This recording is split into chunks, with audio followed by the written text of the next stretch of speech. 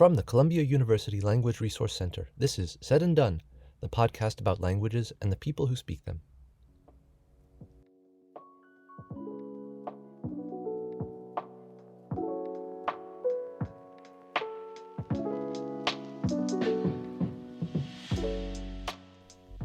This is Said and Done. I'm Chris Kaiser, and joining me today is Professor Dwijen Bhattacharya, Lecturer of Bengali at Columbia University. In our conversation, we discuss the history and origin of the Bengali language, a related language called Sylheti, and some of the reasons why a language learner in the U.S. might want to study Bengali. Here's my conversation with Dwijen Bhattacharya.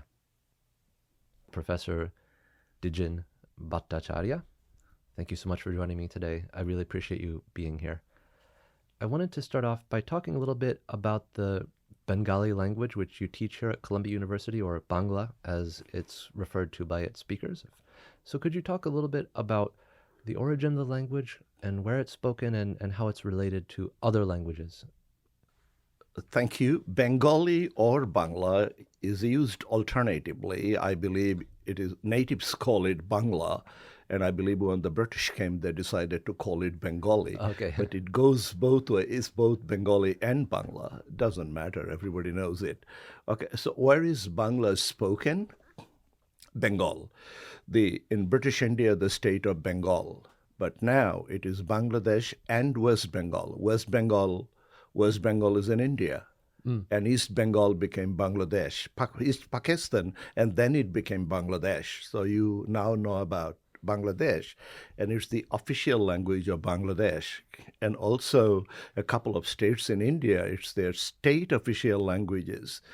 So where is Bangla spoken? Bangladesh, West Bengal, the state of Tripura, Barak Valley, part of Assam in India, and diasporas in England, in America, and elsewhere. In New Delhi, there's a place called Chittaranjan, a huge Bengali community. So it's probably the seventh largest language in the world now. Wow. Yeah. Many people speak it. Yeah.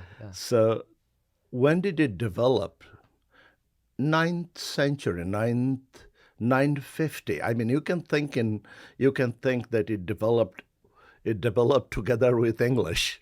Oh, really? About the same time, Okay. yeah. Yeah. But then the Bengali literary prose did not develop until the 1860s, when the printing press was established by the British there. Oh, wow. Yeah. Prior to that, we had a thriving literary tradition in Bengali, but they were all written in heroic couplet, rhyming. Right. That's the word. So Poetry, it's all yeah. poetry. Yeah, everything was written in poetry. When the British came, Calcutta was the capital of undivided Bengal, which is where British India started their British Empire in Bengal, which is why Calcutta became very important. And the educated speech of Calcutta became standardized. Yeah. That became the standard. And in 1947, when Bengal was partitioned, along with the partition of India, all the Pakistani educated Muslims came back to Bangladesh and started Dhaka radio. So the standard Bengali remains the same. If you are listening to Calcutta radio and Dhaka radio, you might not be able to distinguish between the two unless you focus on certain kinship terms, which is when you know where you are listening. But anyway, to go back to development of Bengali, let's talk about Sanskrit a little bit.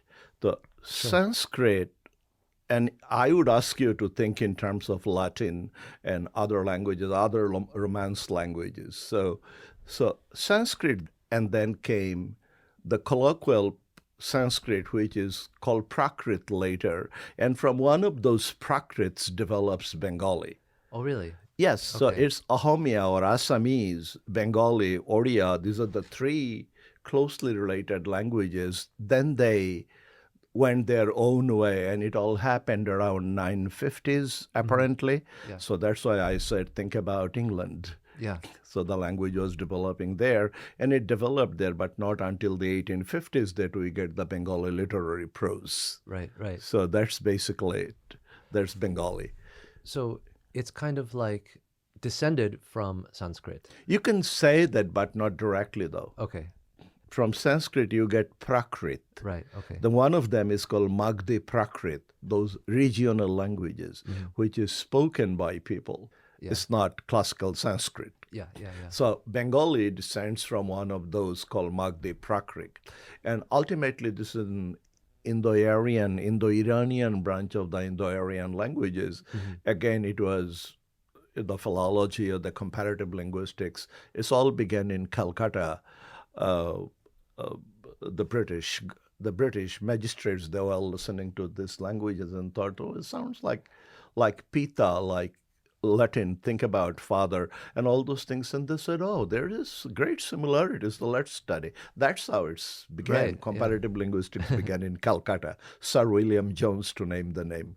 Yeah, yeah, yeah. He was a classical scholar and a magistrate. So you briefly touched on this, but I wanted to explore it a little bit further. Bangla is spoken over a relatively wide geographic region. It's spoken in India and it's spoken in Bangladesh. I mean, not huge, but so I wanted to understand, you mentioned there are some kinship terms that are different. Are there other Yes. differences between? Okay. So that's an interesting area. Bengali is spoken in West Bengal, which is Hindu majority. Bengali is spoken in Bangladesh, which is Muslim majority. There is no syntactic difference.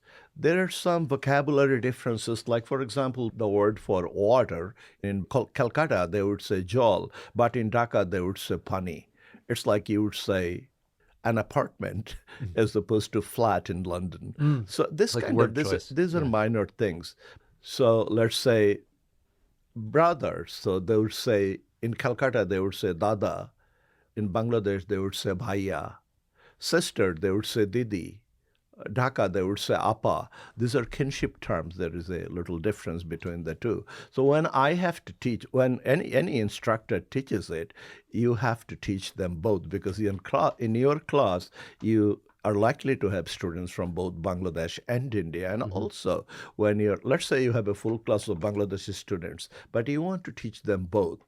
Because if they go to travel to India, then they will hear a little different. So you teach them, doesn't hurt, and it's fun. Yeah, yeah, yeah. Is there like a different accent? Can you distinguish an accent from Is one there to a another? different accent? That's a very interesting question. Yes, there is a marked difference between the way they speak and the way we speak in Bangladesh. Hmm. There is a difference, but then, as I said, the standard is standard. If you speak standard, for example, I'm from Bangladesh, right? Yeah. But when I speak Bangla in my class, I have to speak a neutral variety, correct? Mm, mm. So when you listen to Dhaka radio or a professor lecturing in a classroom, it's not much of a difference between the two. But I'll tell you, Bengali has a railroad intonation. It's unlike English, which is a float to ceiling intonation. Like, are you going to London or Uh-huh. Moscow? This kind of it's going up and down. Yeah, yeah. Bangla, it's kind of flat. Okay. Okay. So as long as you're saying the words right and you're putting the content, stress on the content word, using the sense pauses like you have to do in any language, you are speaking Bangla. The words don't have any inherent stress. For example, in English, I have to say event, right? I can't say event, can I? No. I have to say hotel, not hotel, right? Right. Yeah. Okay. But Bangla tends to put a stress, slight stress, on the first syllable Okay. of the word, but very mild, and it is more pronounced in West Bengal, Bengali, Calcutta colloquial standard, not so much in Bangladesh. In Bangladesh, it is more or less flat. So did I Yeah, did I'm I really. clarify it? It's You have clarified it, but I also wanted to just ask again or sort of dig a little sure. bit. Go You ahead. mentioned a railroad. Uh, Railroad means it's flat. okay. Can you kind It's of kind of flat. show, Railroad. give an example or an Yeah. example sentence For where? example, I want to say, when are you going to go? So I can say, Tumi kokhon jabe. It's pretty much flat, Mm-hmm. same level, right? Tumi kokhon jabe. I could say, Tumi kokhon jabe. But You you know wouldn't what I say mean? that. So I'm making a little, so that's more like a little, not railroad, it's a little stressed, Yeah. first syllable is stressed like that. So that's more of a Calcutta feature. Okay. So it's slightly different. So when you listen to someone, if you have taken Bangla for 2 semesters, students would immediately be able to tell who is from Calcutta and who is from Dhaka, both speaking the standard, though. Yeah, yeah, I You know understand. what I mean? Yeah. No, that's fascinating, and it's an interesting way Slightly, to describe it. yeah, there is a minor difference. Yeah. It's funny because, in English, you really do have to have kind of this intonation Yeah, to a certain intonation is extent. very clear cut, and again, you have to carry every word carries a stress. So I want to ask about this. On this podcast, we're really interested in languages that maybe are not super well documented or languages that are less commonly known. So you mentioned your home dialect or your own Yeah, dialect. my So native, yeah. okay, so that dialect, how does that relate with Bangla? Is it how different of a language is it? Okay, Yeah. okay. So Bangla has this is a very interesting question. Uh, some people have asked me, "Can you teach me Sylheti?" And then so Meaning the the name of the language Sylheti is dialect of Bengali. so your So native here's dialect is that's the my native Sylheti that's dialect my of Bengali. native Okay. dialect. Yeah. Okay, so it's almost mutually unintelligible Really? with standard Bangla if Okay. somebody is from Calcutta. Okay. But the same token, the Chittagonian dialect of Bangla, which is heavily influenced by Tibeto-Burman elements, is also mutually unintelligible with the standard Bangla. A standard Bangla speaker who only speaks the standard Bangla may not be able to understand a lot of it. They will understand quite a bit of it, but not all of it. Their vocabulary difference, intonation difference, a lot of difference. So there's a story once in London, there are many Bengalis in London. They hired some Bengali teachers from Calcutta.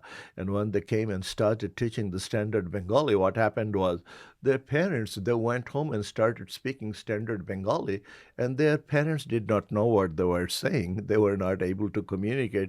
And then they went apparently to the Board of Education and said that we don't want our children to learn this Bangla. We want them to learn Bengali so we can communicate with them. So they had to bring teachers from Bangladesh. It's an anecdote somebody told me. I believe this is true. And this is a fact. My students often in this class, there are many students from my district. And they have look at this, it's a standard theory that learning a foreign language, totally foreign language, is easier than learning a standard dialect. Mm-hmm. Because your dialect interferes and you tend to think that I know it. Yeah. Can you talk about how you acquired this dialect versus acquiring standard Bangla? Mm-hmm. How was it spoken in the home? How did you learn to distinguish Okay, between the so two? look at this. So when you speak your dialect within your family, when you go to school, there are other speakers. Yeah. And also, when you listen to music, that music is streaming from Calcutta or Dhaka in standard Bengali. So you listen to the radio and you immediately know that that's the standard. Yeah. So if you are a careful person, you want to speak properly. So you start out very early in your life, oh, that's the standard. And if you okay, particularly the music, I was very interested in songs, listening to music. So in music, when you sing, you have to articulate properly. The best pronunciation of any word is found in music. Mm-hmm. You Yeah. cannot, you have to do it right. Okay, so that's how I started learning standard Bengali. Then at age 16, when I finished the 10th grade, I went to the city, and there you are exposed to speakers of all kinds, and then you settle for the standard Bangla. Also, half of my family, my maternal side, they immigrated to India in 1947 when Bengal was divided India was divided, unfortunately, along the religious line. So all my life, we used to go to India to visit them and watch movies. All the best movies were in Calcutta, Bengali movies, and almost nothing in Bangladesh when we were very young. It started late when we became independent Mm-hmm. in 71. But I'm talking about 50s and 60s. So that's how I had a heavy exposure to standard Bengali, frequently going to Calcutta, interacting with people from India. So that's how I started speaking the standard pretty early on in my life. And now, Does it ever happen that you choose one over the other, that you speak the dialect? If I'm speaking to people from my own district, it's better to keep them separate. It's purely dialect, and when I'm out of my dialect group, it's purely standard. Okay. And you move between those very easily? No, I don't switch. You don't? Oh, okay. No, I don't switch. It's either or. Either or. Okay. It's better this way. Yeah. You know what I mean? It's better this way. I understand. Now, do I speak the standard perfectly? Probably intonation-wise not, but unless you are linguistically sophisticated, you may not be able to detect it. Yeah, yeah. But I know I do not. But Well, I would say it's a neutralized. You know, some people, how some Americans speak, very neutralized. You wouldn't be able to say this person is from Boston right. Yeah. or from New York or Brooklyn. It's not a coffee dialect. So Right, yeah. you can consciously speak the standard. Yeah, yeah. So can you give an example of maybe a word in the dialect, and what is the name of the dialect again? Can you remind me? Sylheti Sylheti. or Chittagonian. These are so. A word in for example, Sylheti and a word in Bengali. For example, what do you do? For example, tumi, you, ki, what, koro. Tumi ki koro. Tumi ki koro. Say it, tumi ki koro. Tumi ki koro. Perfect Bangla. Standard tumi ki koro. Bengali is subject, object, verb, SOV language, as opposed to English SVO, subject, verb, object. Right. Okay? Yeah. So, again, tumi Tumi ki koro. ki koro. Yeah. Now, Sylheti, tumi kita koro. Tumi kita koro. So, Tumi K kita is koro. ho, kita, not ki. So, it's different, pretty okay. different. So, in Chittagonian will be something like this, tui ki korodde, something like that. It's also different from the standard. Yeah. But you can connect the words, or you know what is being said, but it's intonationally, it's phonetically, phonologically, nothing near there. Right. So you have to really learn the standard. Yeah. There is no other way. You have to consciously learn it. I'm not even saying acquire it. Acquisition has a subconscious, unconscious element to it, but this is consciously acquire it. You have to know. Like I come to England and I had to unlearn every English word that I had learned because I learned them with the wrong accent. So I would say event or hotel. So this crazy mess. So I had to relearn every word. And to this day, I have to think, what is the stress? Yeah. You know, I don't have that problem speaking Italian. No, of course. Very rarely. Italian, very rarely. you don't have it. It's easy in Italian. So you mentioned your students and you're teaching Bangla here at That's Columbia. correct. Many years now. It started in 1995, January 1995, yeah. So I wanted to kind of explore the road that you took to become a teacher of Bangla here at Columbia. And so maybe you talked a little bit about how you're from Bangladesh. Where are you from in Bangladesh? I'm from and what's your- Bangladesh. This is a district called Sylhet. It's a tea-producing district which borders on India, Indian state of Assam. Historically, it used to be a part of Assam. It used to be called Assam, Bengal. But for administrative reasons, the British divided it. So Bengali that I learned is the dialect that I grew up in until the age of 16, which is when I left Sylhet for other parts of Bangladesh. My undergrad education was in Chittagong. Then my graduate school was in Dhaka. So I ended up learning these various dialects and then the standard in Dhaka. So I mean, Bangladeshi standard, if you will. So I had this, I feel lucky that I have been exposed to those. So when I deal with my students and I know what they write, what they say, they use their dialects, dialect interference. So I'm very kind to them. I'm not like gatekeeper and say, oh, this is right, this is wrong. I don't do that. Okay. I know better. Yeah.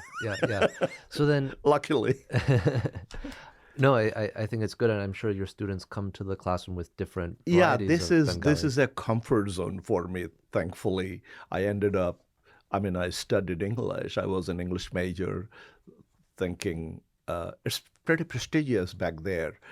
In Bangladesh, if you're an English major, you Mm. teach English, and you have a job guarantee, and socially you have a better standing than teaching Bengali. So Oh, this really? kind of Okay. things, yeah. Yeah. But anyway, so I ended up teaching Bengali. It's my comfort zone, and I have also teach in New York City public school. Mm.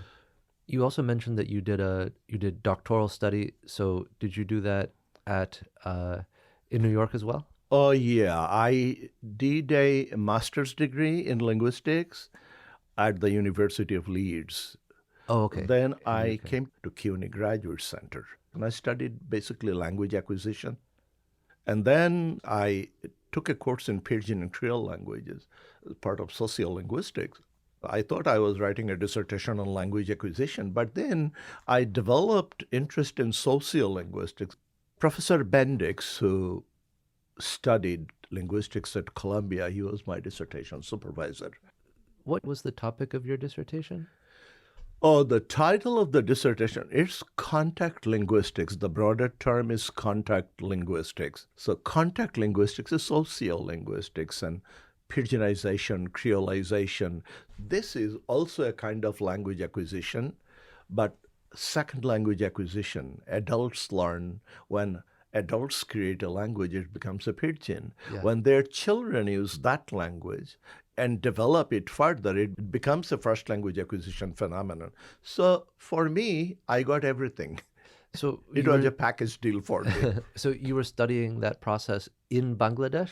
Oh, India. oh, in India. It's Oh, in India. Nagaland, India. Okay. There are like 18 substrate languages. These are Tibeto-Burman languages. Oh, And okay. the superstrate is Ohomia, Okay. which I studied Uh-huh. and I could understand by using my own dialect. But then I studied that language in New York. I learned it Okay. in order to do my dissertation. Yeah, yeah. So then I did my field work there, Okay. which is when one day Professor McDermott called me, she asked me if I would teach. And this is something I really wanted to do. Yeah. But a professor, something happened in her family. She had to leave, so I came and took over.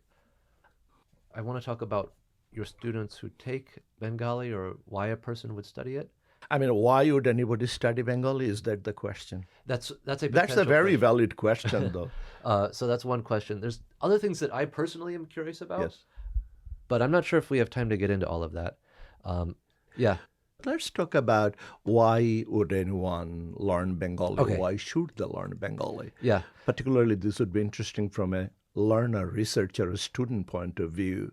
Yeah. Okay, so let's say you want to conduct research in an interesting area. I find students sometimes they wanted to do something different and interesting. Now, I'll tell you why Bengali and why Bengal. Now, first of all, the British India began in India, in Bengal. So it became the epicenter of everything British and education or modern education in India. It's all began in Calcutta. Mm. So That's in the north. most of east the Nobel laureates are from Calcutta, 2, 3, 4. They're from Calcutta, but that's not the point. The point is, Quit India movement, the two states that were pioneers in the forefront of that India, Quit India now, the anti-British movement, like this Bengali and Punjabi. Mm-hmm. If you are interested to know about that as a history student, you go to Bengal. It's a treasure trove.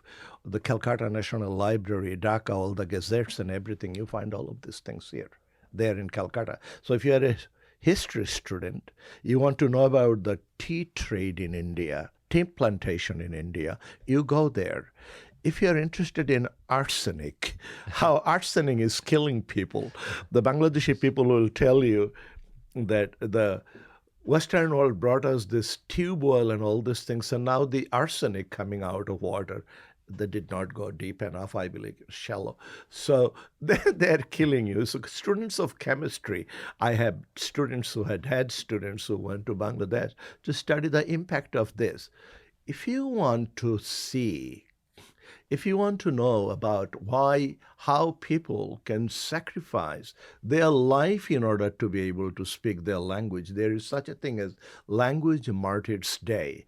And it's worldwide 21st of February, International Mother Language Day. Right. Yeah. It's celebrated, observed all over the world now.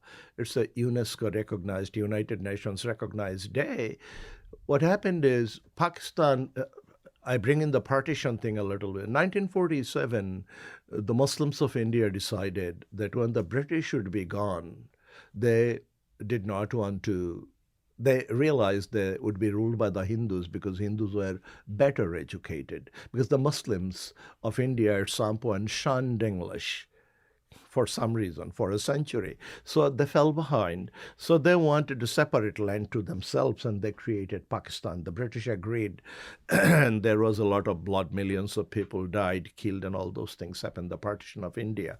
It's a separate thing that we can talk someday. But anyway, so now, if you want to know about that, when the Bangladesh, Pakistan was created, with 1,000 miles between East Pakistan and West Pakistan, they needed a language, official language. So the Pakistani creators of Pakistan, they said Urdu should be the official language of Pakistan because Urdu they think is a language of behest or heaven because it's an Islamic language. They think like there was a time when, if you read Hamlet, there you see that they said that the language of heaven is Latin, in Hamlet. Yeah. So the two security guards says that the apparition of Hamlet would not speak to me because I don't speak, So Right. Rosencrantz and Guildenstern. Okay. Yeah. So the Bengalis said we constitute the majority. We are 56% of the population. Why not accept Bengali as one of the official languages along with the colonial English and Urdu? They said no. And the Bengalis protested and they opened fire, killing people on the 21st of February, hence the Language Martyrs Day. Mm-hmm. We have a replica here, various parts in New York City in front of the United Nations, a huge day for the Bengalis. Barefoot, millions of people walked down to the central Language Martyrs Monument, singing an elegiac song, Amar Bhayer Rokte Rangano, etc. It's a different kind of, it's a divine kind of, spiritual, divine kind of situation. If you ever go to Bangladesh, go on the 20th of February and watch it starting midnight. So, Where is the Language Martyrs Monument? what is the language of? Where is it? Dhaka. Oh yeah. In Okay. Dhaka, in front of the medical college. So they did this. So if you are interested in language and politics, if you are a student of language, sociolinguistics, and if you are interested in language and politics, you go to Dhaka to research this. If I did a degree in this, on this kind of topic, I would go to Dhaka for research. Then there are other things. There is a subaltern group called Bowls. Okay. Baul is a music. Thousands of songs, Baul songs. These are uneducated people, and their philosophy: your body is a temple, and your soul lives in there. So your body is very important. And their philosophy is very similar to Advaita Vedanta and also Spinoza's idea of God, which Einstein also subscribed to. It's very interesting. And what is fascinating, how did these people who never went to school came up with this kind of philosophical ideas and composed poetry? They don't know how to read and write. And this is amazing. So many people, if you're a student of ethnomusicology, you want to go to Bengal, Dhaka and or Calcutta, West Bengal. I can go on and on. There are so many things that you can do. Bengali folklore, very, very rich. I told you how many things. This British India trade, the Baul, the subaltern, the language and politics, all kinds of things. Well, that is certainly a lot to think about and a lot that an interested student could potentially study through the language. But for now, let's leave it there. Thank you so much for joining me. Thank I you, really Chris, so appreciate it. much. Thank you. Thank you for having me.